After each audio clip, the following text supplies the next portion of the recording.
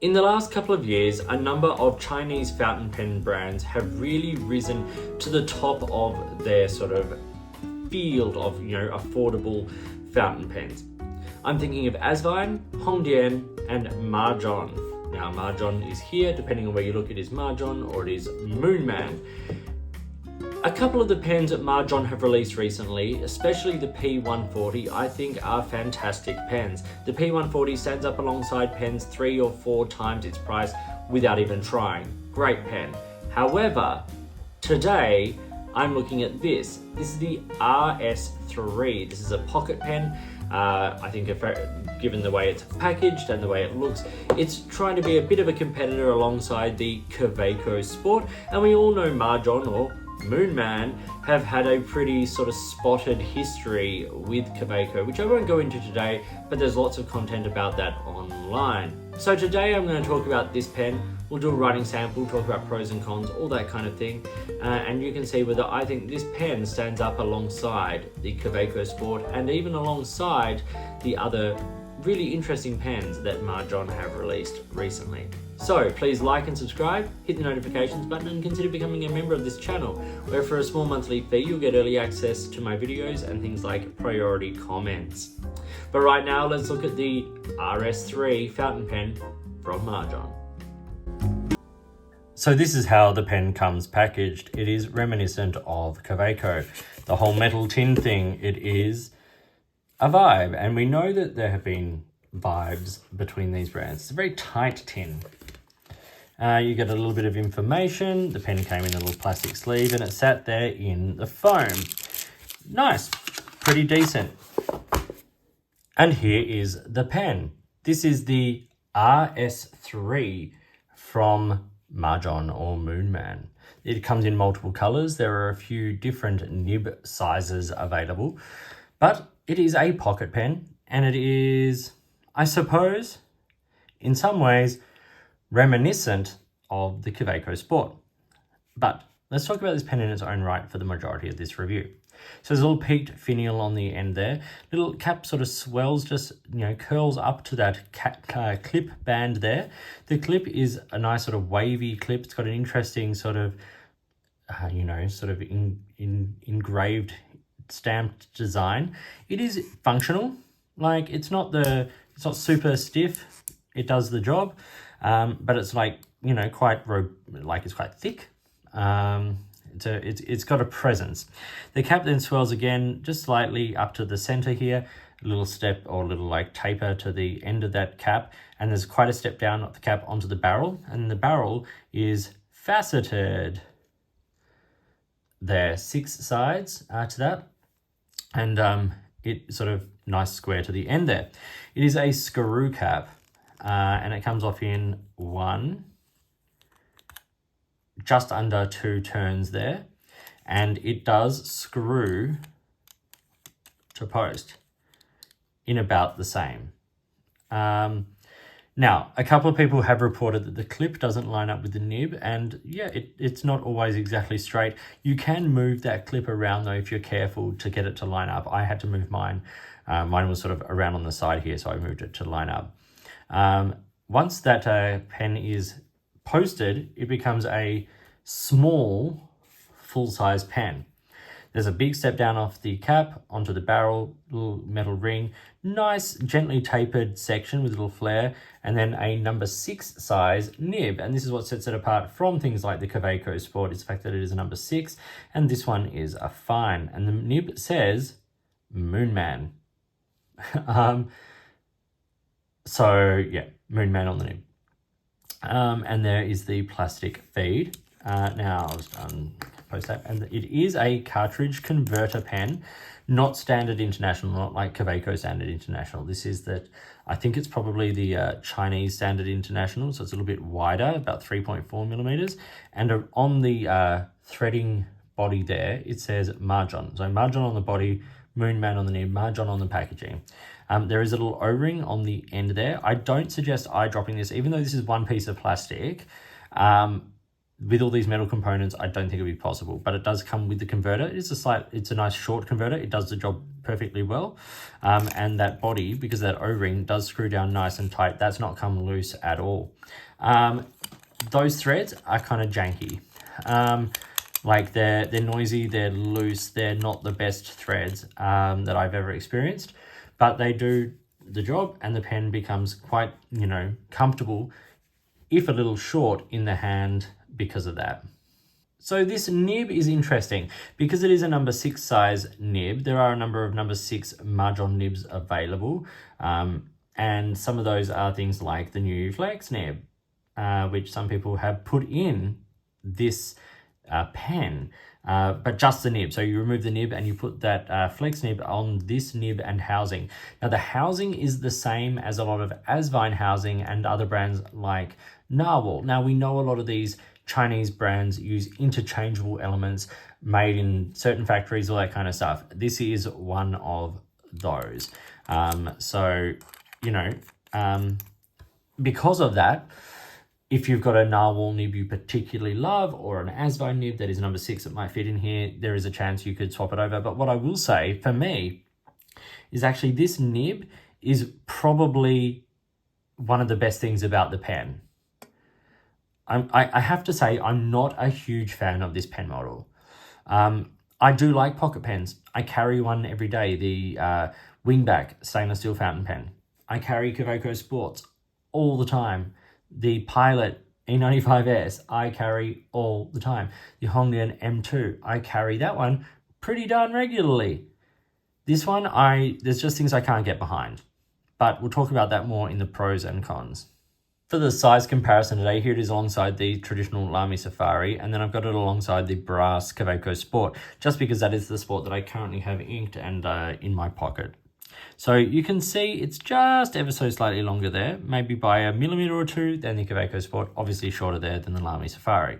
Uncapped, it's about the same length as the Kaweco Sport is uncapped, but because of that number 6 size nib, if we line up end of section to end of section, it's a little shorter there. Both are obviously shorter than the Lamy Safari.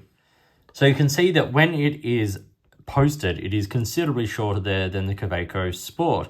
Now, all the Kaweco Sport different pen models or different versions do end up posting slightly different lengths, but they are all slightly longer there than the Majohn. Of course, they are shorter than the Lamy Safari as well, and the Lamy Safari does post and makes it a much longer full-size pen. The advantage of a pocket pen is the fact that, it's small in the pocket for your shirt pocket, or any pocket, but that's the original design was for shirt pockets, but to be full-size when they are posted on the back. This one comes in my opinion, just a little bit short. So what are the specific dimensions of the Majohn RS3? Well, it is 108 millimeters when it is capped, and then when it goes to full writing length, it comes in at 121, so it is still quite short. Now, yes, you can write with it in that shorter format, and it's actually not terribly much sort of shorter, maybe by, a centimeter or so, maybe 2 centimeters. That's okay for an everyday note, but the primary writing, format for this pen is the posted format. And at 121, it is on the shorter side. Around the section goes from about 9.5 to 11 millimeters, so it's comfortable enough. The pen weighs a total of 20 grams, so it's not super light, but it's definitely not heavy. Time for a writing sample now with the Majohn RS3. I have this in a fine steel number 6 nib, and the ink in this today is Lamy Turquoise, which I think is a super underrated ink. I think it's a great ink. Writing.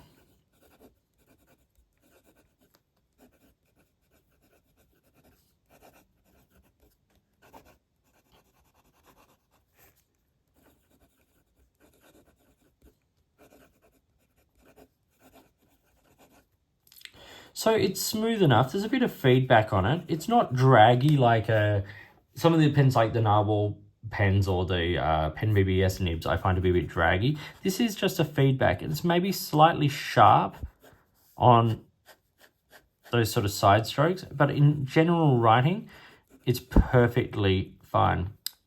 Reverse writing is actually okay. It's not that much. Well, it is finer, but not a heap finer. It's not flexy or soft. It's quite a stiff nib, but that's not an issue for me. Wetness, I would say it's medium-ish flow. Not too bad. Quick writing.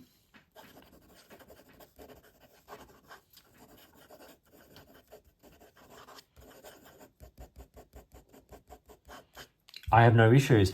I've had no problems with ink starvation. I've had no issues with, sort of hard starts or anything, skipping or anything like that. Like, as I said, it's smooth enough, it's wet enough, it's been perfectly fine. I have noticed just like a little bit of drying out. So I let this pen inked up for a week in my drawer, in my pen drawer. And when I went to write with it, like, had it been this, running Majohn, by the time I got to the H of Majohn, it probably was writing fine again, but just a little bit of a dry start. Just needed a little bit to sort of get it going.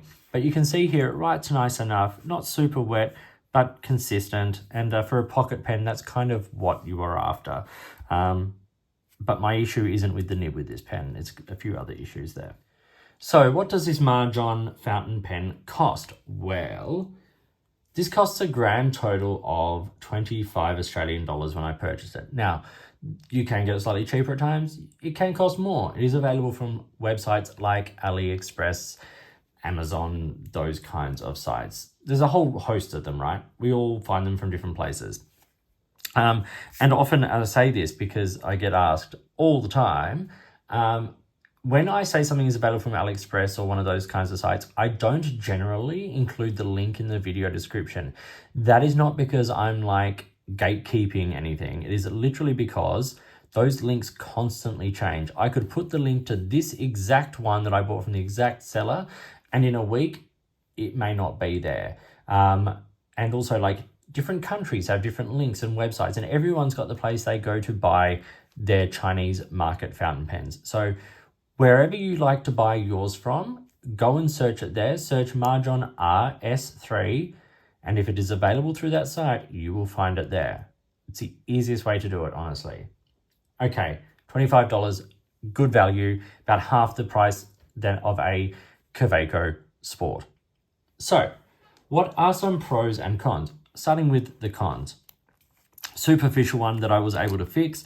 When I got the pen, the nib and the clip did not line up. Like, it's still not perfect, but this clip, if I hold the cap tight, I can sort of shift the clip around just enough to get it to line up.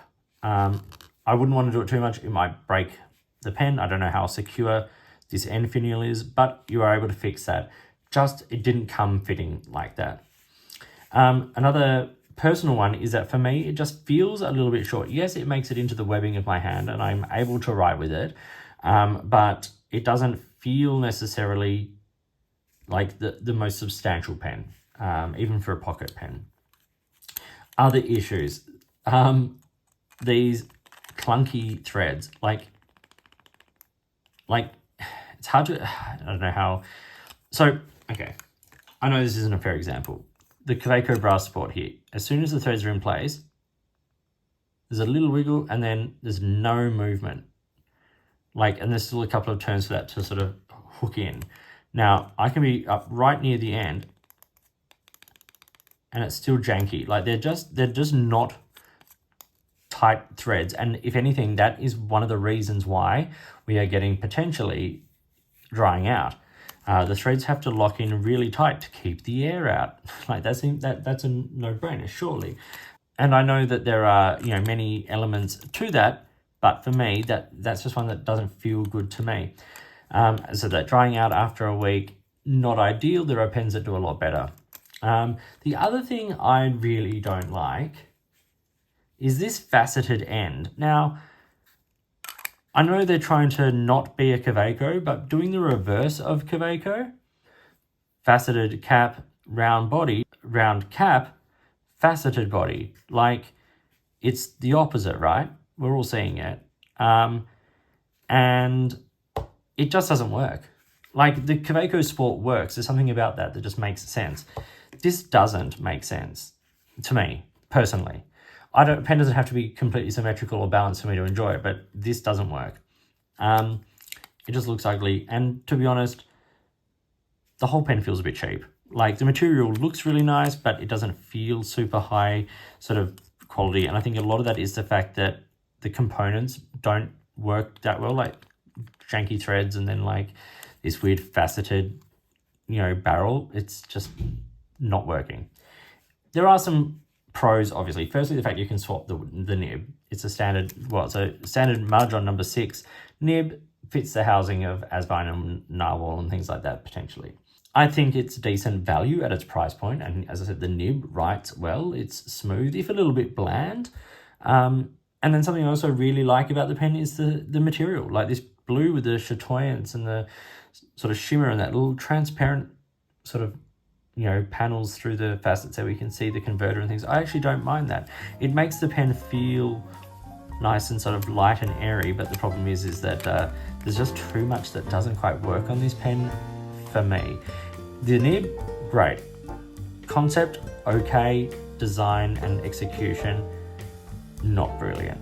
So that is the RS3 fountain pen from Majohn. There's a few things to love, and there are a few things I really don't love. That's going to be the case with any pen, I suppose, but when you can see a pen trying to be something and it just sort of doesn't quite make the mark, that's a real shame. But thank you for watching, and as I said, please like and subscribe, hit the notifications button, and consider becoming a member of this channel. In the meantime, enjoy your pens, enjoy writing, and I'll talk to you soon.